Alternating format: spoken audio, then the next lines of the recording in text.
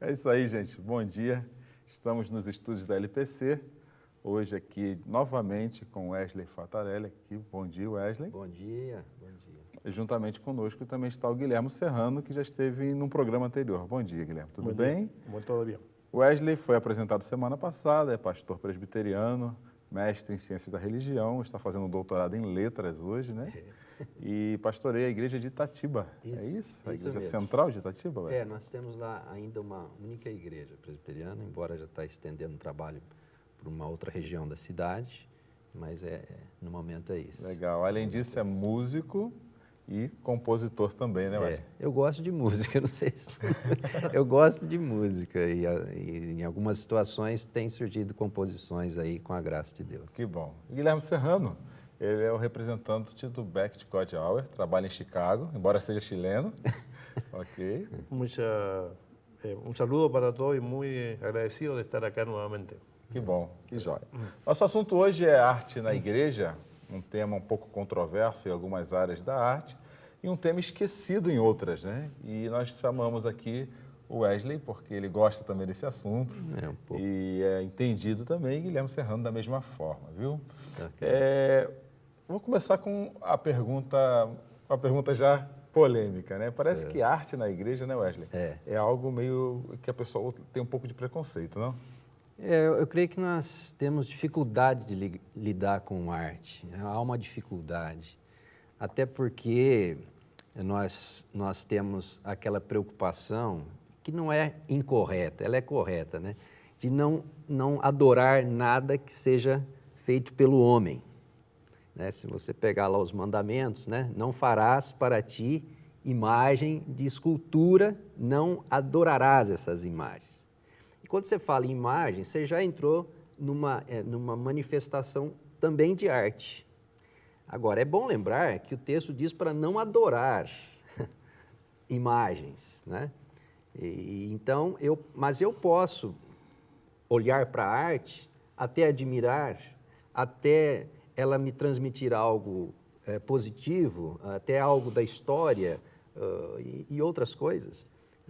Es que mucha gente ha tomado literalmente el mandamiento: no te harás imagen de lo que esté arriba en el cielo ni abajo en la tierra. Entonces no queda absolutamente nada para representar. Tudo que cheira a imagem acaba o cristianismo repudiando. Isso seria poderia dizer que é um cristianismo judaizante, então? Bueno, yo pienso que también tiene que ver con el terror a la idolatría. Y entonces eso ha llevado por siglos a las personas que explican la Biblia, ¿no? Que el arte es algo muy serio y para una élite y no para todo el mundo. Entonces, como decíamos antes de comenzar el programa en nuestra conversación, quizás la única forma de arte es la música que queda, ¿no? Sim. E a música hoje também é canibalizada, né? Porque é um troço complicadíssimo. Nós falamos isso aqui no programa passado. Mas, Serrano, a respeito desse assunto, então, desse preconceito. Aonde surgiu esse preconceito com a arte no meio evangélico? Pienso que sale después de la Reforma, ¿no? Cuando se produce la Reforma principalmente en Europa, y entonces los templos se les comienza a sacar todas las imágenes, las pinturas, e incluso quedan los espacios, ¿no? Donde estaban antes, quedan como muestra visible de que había algo ahí. Entonces yo estuve en una iglesia en Ámsterdam y me llamó mucho la atención que en el tremendo espacio donde había una escultura, ellos pusieron una especie como de lienzo para taparlo, y lo pintaron, pero usted se da cuenta que había un buraco tremendo ahí donde había una imagen. Arrumaram jeito de colocar um tecido para poder esconder, né? Agora, eu quero aproveitar aqui e fazer uma correção da semana passada. Que semana passada eu citei aqui o Cranach, né? Que foi um pintor da época de Lutero. Eu até falei Luiz Cranach, não é Luiz Cranach, é Lucas Cranach. E é interessante que a gente, no tempo da Reforma também, Lutero, ele via a arte da pintura como uma ferramenta didática. Então, ele entra em acordo lá com o Cranach, né? E o Cranach vai fazer pinturas para expressar textos das Escrituras. Inclusive, eu consegui aí, uma obra de Cranach, que hoje tem lá em casa, e fiquei muito contente de ver o esforço dele, a dedicação dele e a visão que tinha Lutero de saber utilizar esses recursos, né, da pintura, porque muita gente não sabia nem ler as escrituras, né? E aquilo foi uma ferramenta positiva. Então, a arte, ela pode exercer um papel didático, né? Pode nos aproximar das escrituras, né? E pode ser para a glória de Deus, e que seja para a glória de Deus, né? Então, é bom lembrar quem está nos assistindo aí, que existe sim uma arte que glorifica a Deus, não é? E ela não está, Deus não está preso a ela, Deus não está preso a ela, mas nós podemos usá-la como uma ferramenta. Pero es interesante que la iglesia griega ortodoxa desterró la escultura, las imágenes, pero se quedó con la pintura, que parece que es un medio menor, pero que también llevó a mucha gente a lo mejor a la idolatría. Pero ahí tenemos dos expresiones distintas, ¿no? El pintor que usted cita también tiene imágenes muy didácticas sobre el infierno, ¿no? Sim, el castigo que espera la gente. Ele fez imagens sobre o inferno? Ele fez um trabalho específico no Apocalipse. Sim. Os trabalhos que eu tenho lá, que eu recentemente tive acesso, foi as figuras em relação ao Apocalipse. E tem um trabalho específico em relação ao Apocalipse, Cranach fez isso. Então, nós temos aí, então, uma tensão entre a arte como objeto de adoração a Deus e a arte como meio de comunicação do Evangelho. Lutero, ele, na verdade, você já disse semana passada, mas de repente é interessante repetir para quem nos assiste hoje, qual foi a intenção de Lutero em chamar esse artista para poder fazer imagens ou pinturas, né? Pinturas. Então, como eu disse, era um propósito didático. É para ensinar. Porque ele sabia, Lutero sabia muito bem que a maioria dos alemães não sabia ler. Não sabia ler. Hoje, como a gente tem a informação tem muito acesso, o pessoal não tem ideia do que aconteceu no passado, né? Exatamente. Eu falei maioria, não sei se maioria, mas muitos alemães não liam. E esse problema de analfabetismo é um problema antigo, né? Aliás, é bom lembrar que no Brasil aumentou o analfabetismo. Saiu agora essa estatística. É lamentável, mas aumentou. Então, e naquela época, então, ele sabiamente, ele tinha essa boa amizade com Cranach, e Cranach dá tudo a entender que era um homem que estava muito próximo da Reforma Protestante, e ele pega, então, tem esse auxílio do Cranach. Então, é algo, uma visão muito, muito boa e muito oportuna da parte de Lutero. El analfabetismo no es algo del tiempo de la Reforma, porque hoy día se habla de analfabetos prácticos. En mucha gente, una generación hoy día que está aprendiendo nada más que nuevamente por la imagen. Ahora, la imagen virtual. Sí. Pero ya la gente tampoco está leyendo. Quizá vamos a volver con las tabletas, ¿no? A mostrar nuevamente imágenes. Sem dúvida.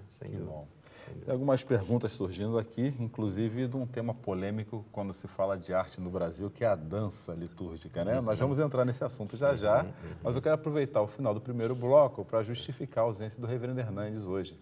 Ele tem um compromisso nos Estados Unidos, não ia chegar em tempo e nos deixou muito bem representados aqui pelo Wesley e pelo Guilherme Serrano, tá bom? Já nós voltamos no próximo bloco com essa pergunta da dança. Então, vocês vão se preparando com isso aí. E uma outra pergunta que a Tati Dias deixou aqui também, né? Como a gente diferencia no nosso coração aquilo que é idolatria, que é, ou aquilo que é realmente adoração a Deus através da arte. Já nós retornamos. Um abracinho. Não saia daí, porque nós estaremos falando sobre arte na igreja aqui com Wesley e com Guilherme Serrano.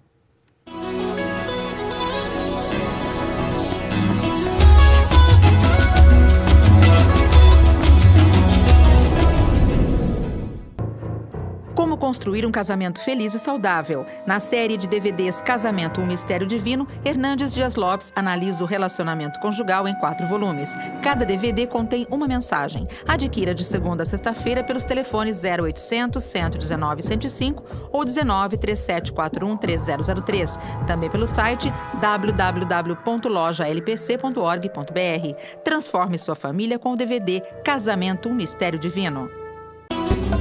série Líderes que Influenciaram o Mundo apresenta Paulo Desbravador. Hernandes Dias Lopes mostra detalhes da vida do apóstolo Paulo, sua conversão, ministério, viagens missionárias, sofrimento e martírio. Adquira o DVD Paulo Desbravador, de segunda a sexta pelos telefones 0800 119 105 ou 19 3741 3003 e também pelo site lbc.org.br. Seja desafiado a imitar esse gigante de Deus.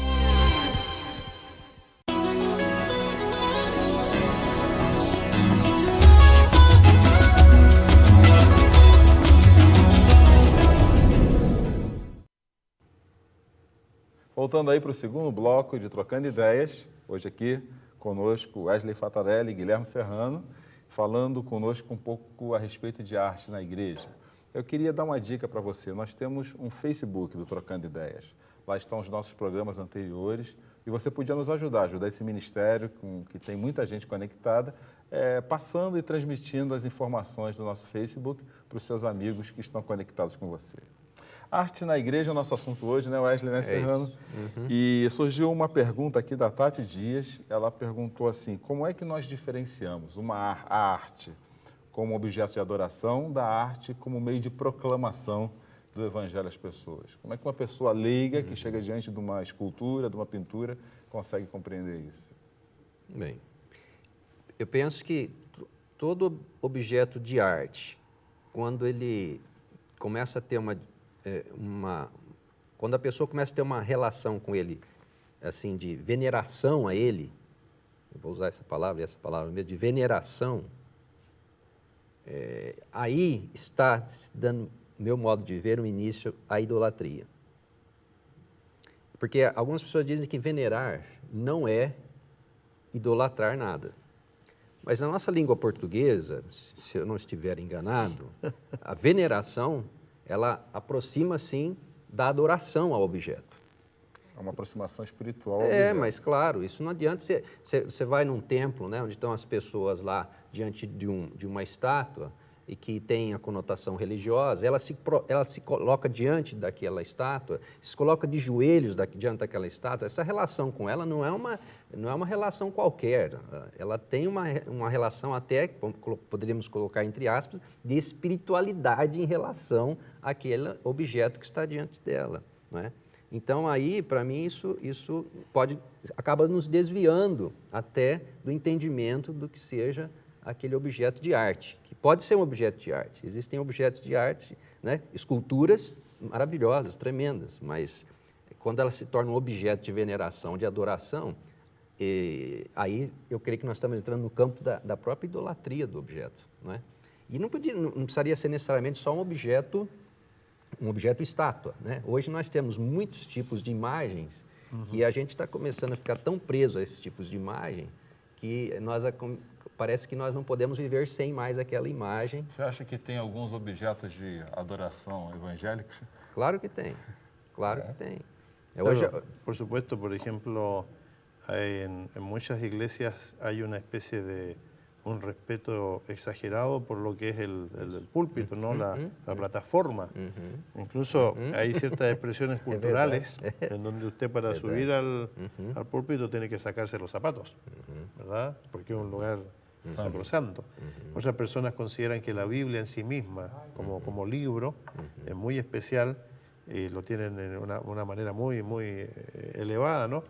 Y no piensa en el contenido, sino en la forma. En mi tiempo de católico, yo vengo de una tradición católica, en el español hay una palabra que se llama latría.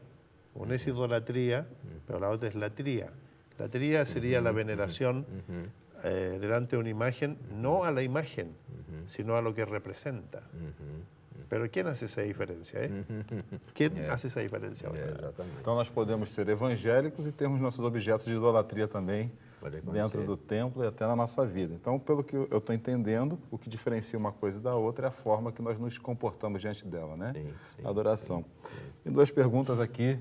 Eu vou direcionar um pouco mais para o Wesley, o Serrano vai nos ajudar com certeza, porque ele está dentro do nosso contexto. Essa história de dança litúrgica que surgiu aí, parece que na década de 80, virou febre em algumas igrejas e tem levantado uma polêmica tremenda. Isso é arte, isso é adoração, isso é desvirtuação da arte. A dança sempre foi arte. Né? Desde los tiempos de David, cuando danzaba delante del Claro, Señor. Sim. A dança é ligada à arte. É como nós temos dificuldade de lidar com arte, então não seria estranho ao ter manifestações de dança, nós começarmos a ter, às vezes, alguma relação de rejeição quanto a isso. O que eu tenho aprendido até aqui é o seguinte, que quanto mais nós deixarmos de tratar o assunto, pior será. Quanto mais nós deixarmos de orientar esse assunto, né, da maneira apropriada, à luz da Escritura também, certo? Porque é verdade que alguém poderia me dizer assim hoje aqui, mas Wesley, essa questão da dança é da cultura dos hebreus, não é da cultura nossa, reformada, protestante. Então, aí nós vamos ficar aqui numa discussão e vamos querer ficar defendendo posicionamentos, mas eu acho que nós precisamos olhar para a arte como uma oportunidade de expressão. E a dança é também um tipo de expressão. E agora, não adianta eu querer fazer isso por modismo. A minha impressão que eu tive, que começou no Brasil, é ter um certo modismo. E aí não tem preparo para isso, às vezes não comunica praticamente nada com isso. E quando você vai ver um trabalho de dança sério, né? Um trabalho bem feito, eu acredito que muitos que estão me ouvindo aqui talvez já tenham assistido, já tenham ido num teatro, ver uma dança muito bem feita, muito elaborada e até no fim até aplaudiu, falou, acho que bonito, que coisa tremenda. Há hoje muitos grupos de dança no mundo todo e que tem alguns trabalhos extraordinários. Fantástico, né? Agora, tem coisas que... ela seria a ilustração do Evangelho como Lutero fez lá com a pintura. Por que não? Pode ser usada assim também. A questão é por que não, né? Agora, fazer, porque o outro está fazendo, porque a igreja X, a igreja Y está fazendo. Então, nós temos que fazer também. E não avaliar essa arte e não trabalhar ela bem, então vai ser uma coisa que pode até perder sentido. É bom tomar um cuidado também, a gente citar aqui, que a dança ela precisa ter uns cuidados a respeito da música, do estilo musical, da roupa, tudo mais, né? Claro. A gente lembrando de Israel, a gente lembra que a dança ela tem um aspecto comunitário, né? Ver os hebreus dançando, geralmente é em grupo, né? Comunidade dançando junto. Comunidade, né? Isso é algo muito rico, né? Então... Lo que noto sí en la iglesia evangélica es como una especie para mantener la pureza entre los que danzan, he notado que se prefiere que sean muchachas las que dancen, no mujeres, no hombres. Sí. No sé si será por la torpeza natural de los hombres o algo por el estilo, ¿no? Pero tratando de mantener a lo mejor una comunicación más espiritual, ¿no? Si se puede.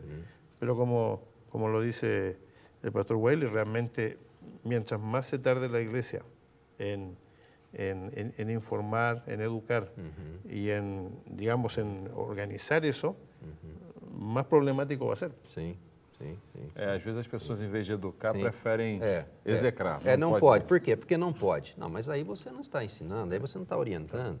E se há uma coisa que a igreja precisa fazer e carece de fazer, é orientar o rebanho, orientar os membros da igreja e também estudar o assunto, porque senão vai ficar muito fácil dizer para você que não pode, porque não pode, e aí cria uma situação pior ainda. Pero eso me recuerda también el problema que hubo históricamente en la iglesia cristiana cuando hubo oposición al cine. Nunca se consideró el cine como arte. El cine era un negocio. Los cristianos no participaban del cine hasta que se dieron cuenta que era una herramienta poderosa. O sea, porque yo considero que el cine es arte.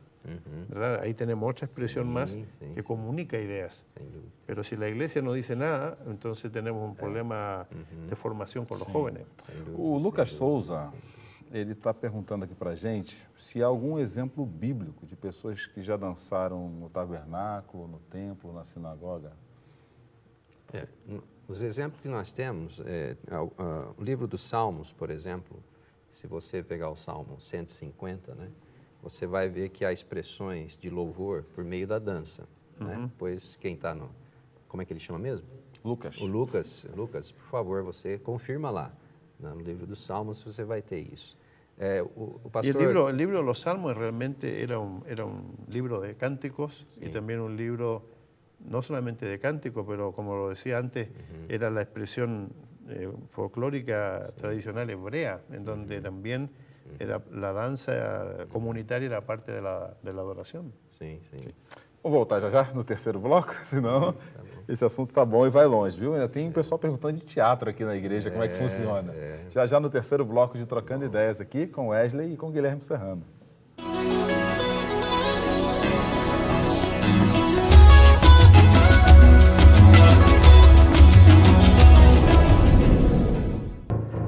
Como construir um casamento feliz e saudável. Na série de DVDs Casamento, um Mistério Divino, Hernandes Dias Lopes analisa o relacionamento conjugal em 4 volumes. Cada DVD contém uma mensagem. Adquira de segunda a sexta-feira pelos telefones 0800 119 105 ou 19 3741 3003. Também pelo site www.lojalpc.org.br. Transforme sua família com o DVD Casamento, um Mistério Divino.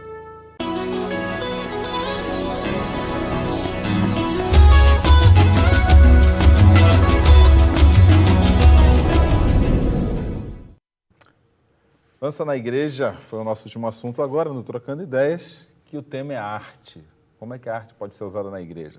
O Wesley estava conversando aqui comigo um pouquinho, ele achou interessante nós voltarmos na questão do cinema, né? A 7ª arte, né? Que o Serrano pastor comentou agora. Serrano pontuou muito bem, ele entrou num campo da arte que é de uma extensão hoje extraordinária. E há grandes produtoras no Brasil produzindo filmes evangélicos. Sem né? dúvida. Quem diria algum tempo atrás que a produção Disney ia fazer filmes com relação às obras de C.S. Lewis? Bueno, y también, ¿quién diría que como una contraparte a Harry Potter salió El Señor de los Anillos, que los cristianos apoyaron masivamente, ¿no? Sí. O sea que el cine, se han dado cuenta las iglesias que puede ser una herramienta de evangelización, ¿cómo no? Sem dúvida. Então, é uma arte como as outras, né? Sim. E nós temos aqui uma pessoa que nos assiste que pergunta sobre o teatro. Ele é de Mossoró. O nome dele é Tavoni Leite. Muito bom dia, viu, Tavoni? Teatro na igreja é uma ótima forma também de evangelização, não? Claro. Tudo que puder transmitir uma mensagem, né? E essa mensagem tiver seu fundamento nas Escrituras, eu creio que isso é de uma riqueza tremenda. E sabendo isso, aplicar isso nos nossos dias também. Porque até quem dirige uma mensagem para uma comunidade, ele tem que saber aplicar essa mensagem, né, aos nossos dias também. A Bíblia, ela é para os nossos dias. Mas o Espírito também nos guia, o Espírito de Deus, a aplicar corretamente. Porque nós estamos, cada dia é um dia, né? Cada ano tem situações novas que se apresentam, mas a Bíblia permanece fiel, o seu conteúdo está sempre atual, né? Então, o teatro, se ele tiver uma mensagem fundamentada nas Escrituras e aplicada corretamente aos nossos dias, ele vai ser uma ferramenta muito útil. Pero hay hoy día producciones comerciales, ¿no? Como por ejemplo esta que habla del preso, ¿no? Que se redime, el preso que se convierte en un benefactor del pueblo, que tiene elementos redentivos, ¿no? Los Miserables, ¿verdad? Tiene elementos redentivos, aunque originalmente a lo mejor no estaba pensado como una herramienta de evangelización, pero la iglesia puede rescatar esos elementos donde hay redención del hombre, donde hay un cambio de vida, donde el hombre realmente se da cuenta de que está hecho para mejores propósitos. Recuerde que la gran oposición al teatro y al cine de los teólogos de la antigüedad era porque pensaban que uno no podía representar um caráter malo, porque havia sido transformado. É um problema cultural, então, o não uso do cinema e do teatro antigamente, né? Exatamente. De ver. Essa questão, até alguém levantando de novo aqui a questão, né? Então podemos concluir dizendo que a arte vai depender do enfoque e da maneira como nos relacionamos com ela para que seja ou não idolatria? Essa é a pergunta, a resposta é sim, depende do enfoque. E o Serrano falando essa questão do cinema, pegando essa pergunta, a arte então seria um instrumento de evangelização que faria uma conexão direto com a cultura das pessoas que a gente estaria nos comunicando o evangelho? Pode ser visto assim? Sí, pero yo siempre digo y sostengo que ninguna persona a lo mejor se va a convertir viendo una obra de teatro o viendo una película, pero sí se puede llegar a la fe si hay un trabajo de acompañamiento, de diálogo, para que entienda el argumento y que lo lleve, por supuesto, a la escritura. Y ahí está la labor de los cristianos, ¿no? De llevar a la persona a la reflexión. Porque yo no creo honestamente de que una persona, aunque vea una película de Billy Graham, pienso que se pueda convertir. Necesita la otra parte, la reflexión, la lectura, el acompañamento bíblico. Eu acho assim muito oportuno também a colocação do pastor, que faz nos pensar que o Evangelho, ainda que eu possa ouvir o Evangelho por meio de um instrumento artístico ou por meio de uma filmagem, mas o Evangelho sempre ele vai nos aproximar de pessoas vivas.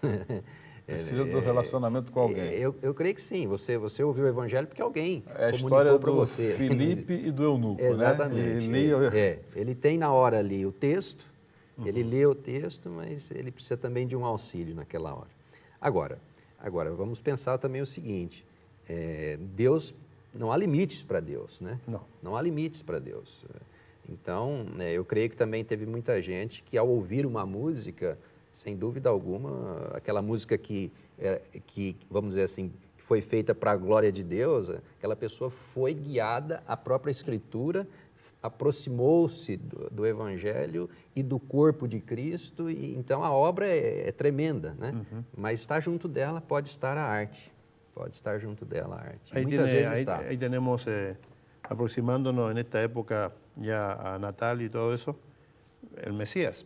El Mesías no fue escrito para evangelizar. Y sin embargo, cualquier persona que lo oye hoy día llega a pensar más en el mensaje que tiene, ¿no? Sim. Entendi. Uma pessoa levanta uma dúvida, ela pergunta, não é desnecessário juntar arte ao evangelismo? Acho que essa pergunta, ela não atrapalha o evangelho? Acho que não, o evangelho precisa ser comunicado, né? Depende do tipo de arte que você está fazendo. Se você faz uma arte que é só para chamar a sua atenção, essa arte não serve em nada para um trabalho, vamos chamar assim, um trabalho evangelístico, vai. Você está fazendo um trabalho evangelístico. Aí você fala assim, não, eu vou pôr essa música nesse trabalho, fazer um trabalho, mas está usando a música mais para chamar atenção para si mesmo, ou até para os instrumentos que usa. E aí o Calvino ele entra nesse assunto, né? Quando ele tem uma preocupação muito grande com isso aí, de você começar a ficar muito preso à arte em si, ao instrumento em si, ao músico em si. Não, Deus não está preso a nada disso. Um indivíduo pode ir numa praça, transmitir o evangelho, ele não precisa ter microfone ligado, não precisa ter sonorização nenhuma, e Deus vai usar a vida dele tremendamente. Deus não está preso a nada disso aí.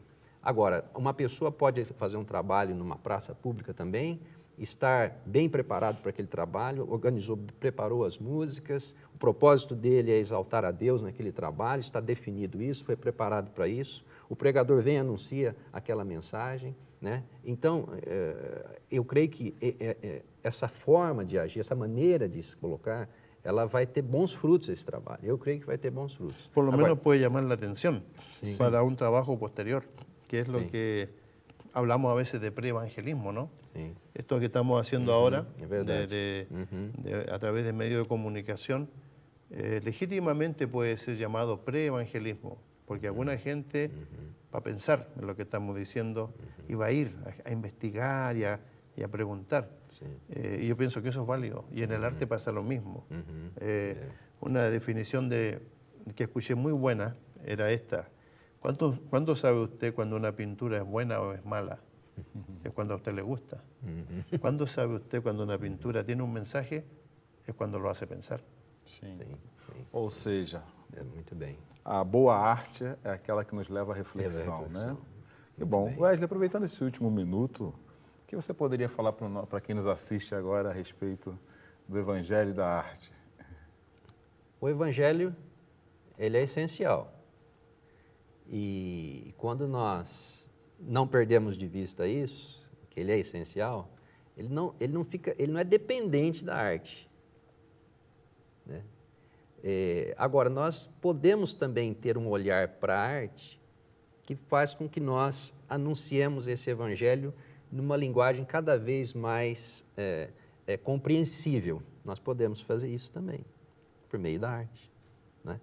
Agora, eu queria terminar aqui, não sei, não estamos terminando assunto nenhum, mas eu queria lembrar aqui um pastor a quem eu devo muito, que é o reverendo Júlio Andrade Ferreira, e houve uma época lá que o coral foi cantar lá na igreja e eles estavam com uns aparatos de cores e aquilo era muito bonito e ele pegou e falou, olha as cores, né, da vestimenta do coral, aquele negócio todo, né? Mas aí ele diz assim, que o uso das cores a serviço de Deus, sim. Deus preso às cores e à tradição, não. Então, eu vou parafrasear. O uso da arte a serviço de Deus, sim. O uso da arte a serviço de Deus, sim. Deus, servo da arte, da tradição, dos costumes? Não, aí não. Não é? Muito obrigado, viu, Serrano, por dispor seu tempo aqui conosco, o Wesley também. Eu que agradeço. Até a próxima segunda e que Deus abençoe muito essa semana, viu? Amém.